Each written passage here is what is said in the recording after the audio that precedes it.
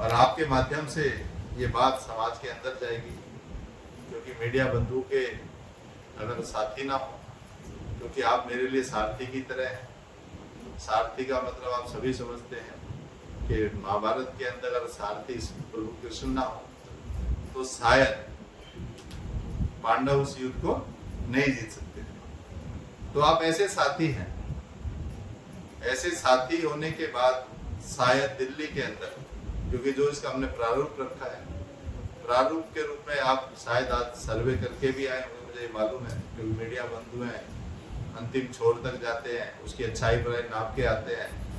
तो शायद मैं ये कह सकता हूँ कि दिल्ली के अंदर इस प्रारूप की रामलीला तो सनातन को बढ़ा ही रही है, पर हम प्रयास करेंगे कि हमारी रामलीला के माध्यम से और हमारा रामलीला का जो प्रारूप है वो दिल्ली के अंदर प्रथम प्रारूप के रूप में दिखाई दी। वो उसका मूल कारण भी है कि मीडिया बंधु के द्वारा सच्चाई दिखाई देगी। और आज आप सबका आगमन मेरे लिए बड़ी सौभाग्य की बात है, उत्साह की बात है। वो सनातन संस्कारम परिवार इसके लिए हमेशा आपका ऋणी रहेगा कि आपने हमारी एक छोटी सी इन्विटेशन पर आप सभी यहाँ पहुंचे हैं। ये बहुत बड़ी बात भी है, क्योंकि मीडिया का काम ही है।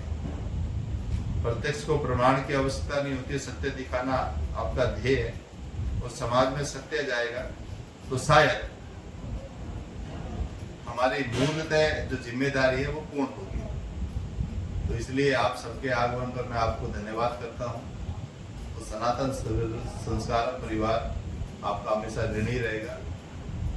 मैं धन्यवाद भी करता हूँ और आभार व्यक्त करते हुए अपनी वाणी को विराम देता हूँ। भारत माता की जय। जय श्री राम। आपको याद दिलाना चाहता हूँ, अयोध्या में ले जाना चाहता हूँ कि जब देश के यशस्वी प्रधानमंत्री ने रामलला के उस मंदिर का अनावरण किया, उस समय प्रथम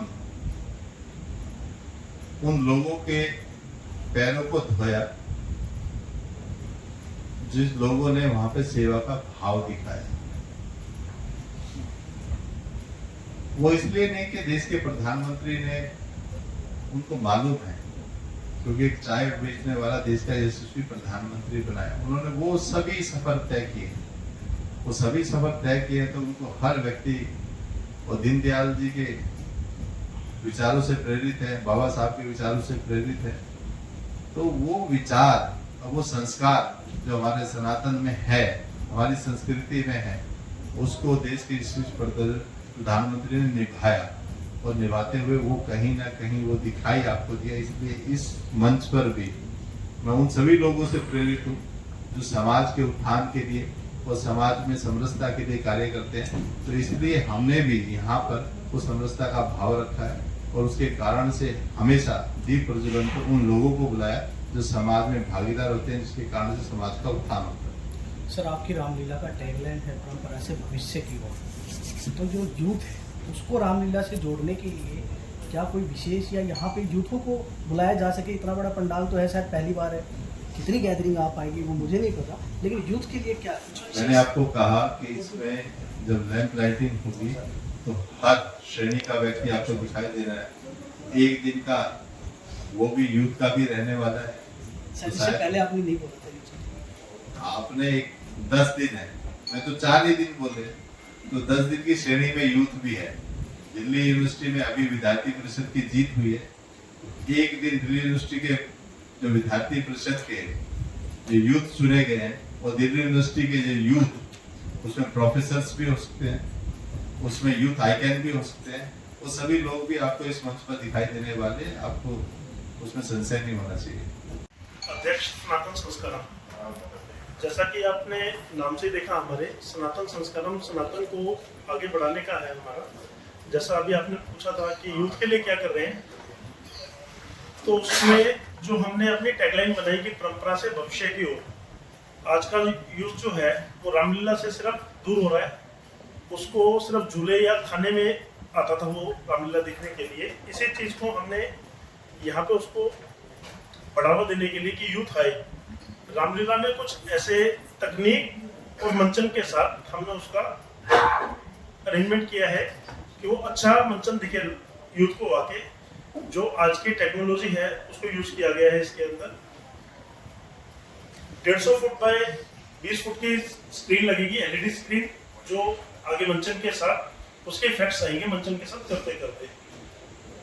दिल्ली में शायद पहली बार इतनी बड़ी स्टेज लग रही है कि 150 फुट बाय 70 फुट की स्टेज है। हाइट इसकी 65 फुट की है और 125 के करीब कलाकार हैं इसके अंदर जो मंचन करेंगे इसके अंदर। और लाइट्स के इफेक्ट्स भी अच्छे हैं, उसके लिए काफी अच्छा इंतजाम किया गया है।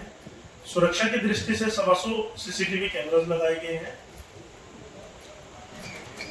7,000-8,000 लोगों के करीब कैपेसिटी है बैठने की, उनकी सुरक्षा के लिए भी काफी अच्छे इंतजाम किए गए हैं।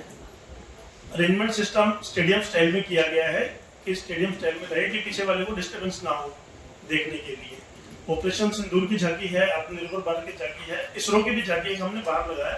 ऑपरेशन सिंदूर में हमने लोगों को कनेक्ट करने के लिए एक पोस्ट कार्ड बनाए हैं अपने डेली जो प्रिंट होंगे हमारे, और एक पोस्ट ऑफिस लगाया कि लोग अपने संदेश लगाए लिखेंगे और आर्मी के लिए पोस्ट ऑफिस में डाल देंगे।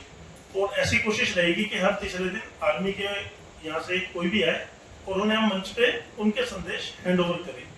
ये हमारी कोशिश रहेगी कि इसमें ज़्यादा से ज़्यादा हम यूथ को कनेक्ट कर सकें, लोकल लोगों को कनेक्ट कर सकें और रामलीलाओं के जो अनछुए पहलू है वो हम बता सकें। उसके लिए एक छोटी सी बात बता देता हूँ मैं आपको कि द्वार के नाम भी हमने यहाँ पे थोड़े से डिफरेंट रखे हैं। जैसे हमने जटायु द्वार रखा है, केवट द्वार रखा है, शबरी द्वार रखा है और एक जामुन द्वार रखा है। ये थोड़ा सा हमने डिफरेंस यहाँ पे दिखाया है कि नाम से थोड़ा सा फर्क पड़े लोगों को, कि एक संदेश जाता है अच्छा, जो जिनके लिए लोग बात नहीं करते। मेन आधार रामलीला के यही थे और इनसे रामलीला या राम कथा यहाँ से स्टार्ट हुई थी, इसलिए हमने उनके बारे में लोगों को पता लगे कि क्या है। धन्यवाद। जय श्री राम। कमल जी, सुरक्षा की बात बता दी है और सारी जो तकनीकी है वो भी बता दी गई है, लेकिन सबसे बड़ी समस्या होती है क्योंकि बहुत बड़ी भव्य रामलीला हो रही है, तो ऐसे में अगर हम बात करें ट्रैफिक जाम की, तो उसको लेकर के क्या कुछ इंतजाम या व्यवस्था आप लोगों की तरफ से की गई? सभी को जय श्री राम। सबसे पहले आपका स्वागत। मेरा नाम कमल पहुंचा है और सनातन संस्कारम परिवार ने मुझे महासचिव की जिम्मेदारी दी है। आपने ट्रैफिक सुरक्षा से जुड़ा सवाल पूछा है, तो जैसे कपिल भाई ने बताया कि हमारे यहाँ पर हमने लगभग 110-125 सीसीटीवी कैमरा से पूरा प्रांगण कवर रहेगा।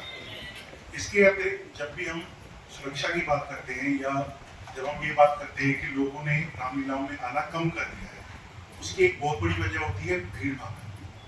तो उसको ध्यान में रखते हुए हमने खास तौर पर जितने भी हमारे एंट्री एग्जिट पॉइंट्स हैं या मेले में चलने की जगह है या फूड कोर्ट का एरिया है या झूले का एरिया है, वहाँ पर एम्पर स्पेस रखा है कि लोग अगर बहुत अधिक संख्या में भी आ रहे हैं तो उन्हें भीड़ भाड़ का एहसास ना हो, वो इसको एक बहुत अच्छे वातावरण को एंजॉय कर सके और उनके लिए एक अच्छा अनुभव हो। अब ये तो प्रांगण के अंदर की बात है। जब हम प्रांगण के बाहर की बात करते हैं तो एक बहुत बड़ी समस्या होती है, क्योंकि रात का समय होता है, अक्सर लोग गाड़ियों में आते हैं परिवार के साथ, तो हमने इसमें 3 लेवल पर अलग अलग पार्किंग की व्यवस्था की है, जिसमें ऑब्वियसली चीफ गेस्ट मूवमेंट बहुत ज़्यादा रहेगा तो उनके लिए एक सेपरेट पार्किंग व्यवस्था है।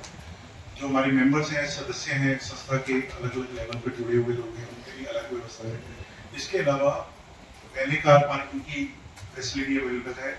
कुल मिलाकर 550 से 750 गाड़ियों की व्यवस्था जो संस्था की तरफ से की गई है। इसके अतिरिक्त क्योंकि ये प्रांगण हर तरफ से चौड़ी सड़कों से और ग्राउंड से जुड़ा हुआ है, तो उसमें भी लोग अपने जो लोग निःशुल्क सेवा लेना चाहते हैं वो लोग भी अपनी गाड़ी की व्यवस्था कर सकते हैं।